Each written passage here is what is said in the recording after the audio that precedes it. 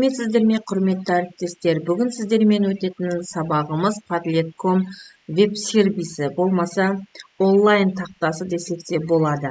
Енді сіздер Google браузеріне Padlet.com деп жазасыздар да, және бірінші тұрған сөздің үстінен бассаңыздар, сіздерге Padlet.com-ның терезесі ашылады. Енді сіздер бұрын тіркелмегендіктен бұндай бет ашылмауы мүмкін. Сондықтан сіздер өздеріңіз тіркеліп аласыздар. Бұл тіркелу жолы email-дарыңызбен болады, болмаса аккаунттарыңыз gmail.com-мен тіркелуге болады, және Facebook-тарыңызбен тіркелуге болады. Сол кезде сіздерге осындай бет ашылады. Мен ашылып тұрған бұл менің жұмысым. Яғни бұл 3 сабағыңызға дейін сіздерді тегін жүктелінеді, ал одан артығы ақылы болады. Бізге осы 3 тереземен жұмыс жасағанның өзінде көп мүмкіндік береді. Енді қарап тұрсаңыздар, менде бұрын осындай 3 терезе ашылған.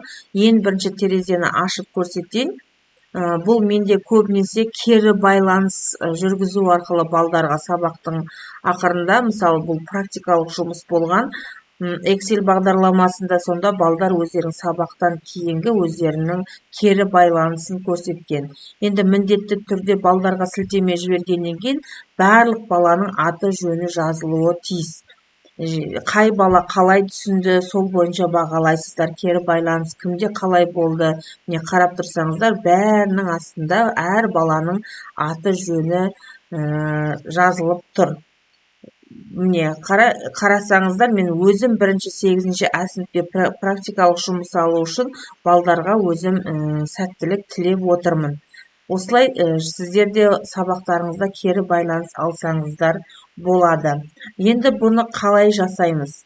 Енді міне менің көріп тұрғандай 3 сабағымды көріп тұрсыздар. Егер сіздерге бұл жерде керек емес болса, оны удалить етіп тастасаңыздар болады.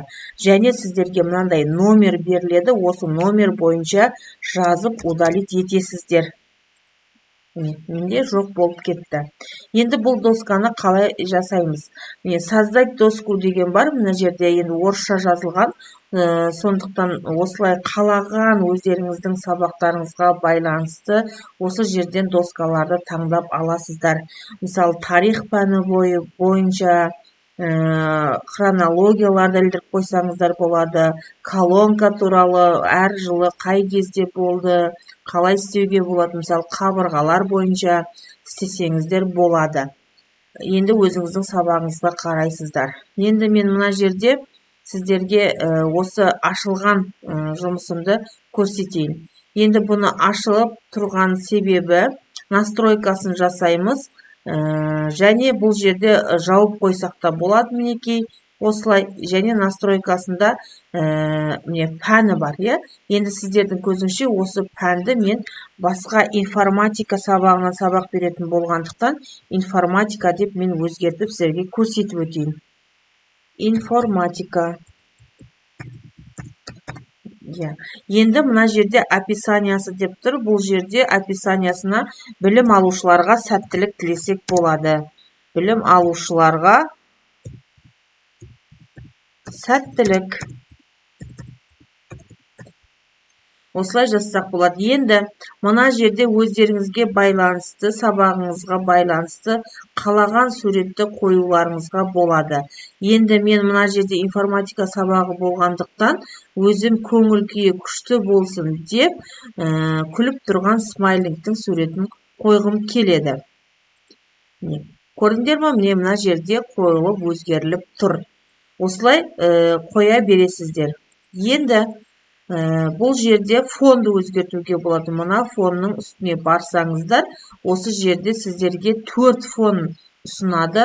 Мен көбінесе однородный, болмаса біркелікті светті алғанды жақсы көремін, және өзіме ұнайтын түсті аламын. Сіздерде осылай алсаңыздар болады. Қалаған түсіңізді алсаңыздар болады мына жерде. Енді бұл жерде сіздерге шрифті, біз Word-та жұмыс жасағанда редактировать етеміз ғой, осылай шрифттардың номерлерін өзгертуімізге болады. Маған қазірше осы ыңғайлы. міне бұл жерде авторствоны ашып қойсаңыздар да болады. Мына жерде маған ол керек емес болғасын ашытпаймын. Және комментарий жазып қойсаңыздар да болады. Мінекей балдар өздерінің комментарийін жазады. Авторствоны ашсаңыз да болады. Қалаған заттарыңызды мына жерде жасауыңызға болады. Енді сохранить етеміз. Ары қарай настройкада тағы не жазуға болады. Енді кеттік. Енді сіздер өздеріңіздің сабақтарыңызда мен кері байланыс алу үшін жасадым. Жаңа көрсеттім оқушылардың әрбір оны жасау үшін мына жердегі плюс батырмасын басып, мына жерге жазып қоясыздар. Болмаса, мен 8-ші класстарға сабақ беретін болғасын, 8-ші сынып білім алушыларына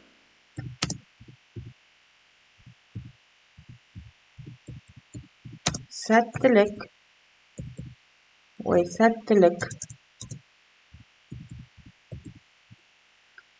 осылай жазуыма болады. Және мына жерде сіздер өздеріңіздің тақырыптарыңызға байланысты загрузканың ішінен қалаған бір суретті алып қоюларыңызға да болады. Мысалы, менде сабақ өтті. Сол жерден бір суретті алып қояйын.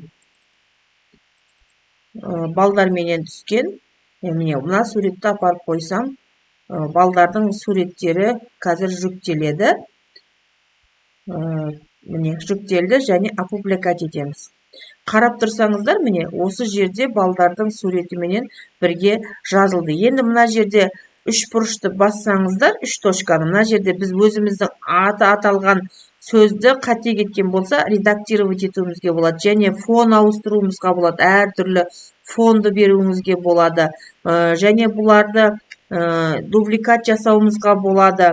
Егер бұл ұнамаса, өшіріп тастауыңызға да болады. Осылай өзі әрбір балаға сабақ бастау мотивация беру арқылы осылай өзіңіз жасауыңызға болады. Енді біз бұны қалай сақталды және қарап өтеміз. Ол үшін мына жерде обновление жасап жіберейін. Сол кезде біздің міне сабағымыз ашылды. Міне 12 минут бұрын жасалған екен. Информатика енді осыны ашып көреміз. Енді осыны балдарға тарату үшін біз настройканың ішіне кіріп, болмаса әрбір ненің өзінің қалай жіберулеріңіз келеді. Мен көбінесе копировать ссылкуды басып, балдарға WhatsApp-ына жіберіп қоямын. Бұл көбінесе онлайн болған кезде, болмаса ашық сабақ өткен кезде балдардың телефондарына жіберіп қойған ыңғайлы. Болмаса QR-кодпен жасаңыз да болады, пошталарына жіберсеңіз де болады, Facebook'ына жіберсеңіздер де, мына жерде қандай не көрсетілген, соның бәріне жіберуге болады. Ал мен бұны копировать етіп, өзім WhatsApp-тарына жіберіп, сол арқылы кірсем болады. Міне мына жерде сіздердің жазылған копировкаңыз кемесіменен кіріп көрейін. Міне жібердім. Енді балдарға барды бұл. Енді осының сілтемесімен кіріп көрсек, осы біздің міне мына жерге келіп түсті. Енді ол балада міне ручканы басып, болмаса мына жерге комментарий жазуға болады бала. Өзінің жаңағы сөзін жазуға болады. Мысалы, мына жерде сабақ маған ұнады деп жазсақ та болады. Сабақ маған ұнады. Болмаса, мен сабақта есепке түсінбедім деп жазса болады. Әр баланың не есепті түсінбедім, қай жерінде қате кетті, соны жазылса, мұғалім сразу қарап сол баламен жұмыс жасайды. Міне опубликать етеді, міне келеді. Кімнен келді? Міне әр жерде өзінің аты жөні жазылып тұрады, сол бойынша жұмыс жасайсыздар. Міне комментарий жазуға болады, күшті деп болмаса. Мінекей, я болмаса, кімнің жазғаны қай кезде аты жөнімен баланың несі түсіп тұрады. Егер мен мына жазылып қойған өзімнің немек, бала комментарий жазса, маған ұнады деп.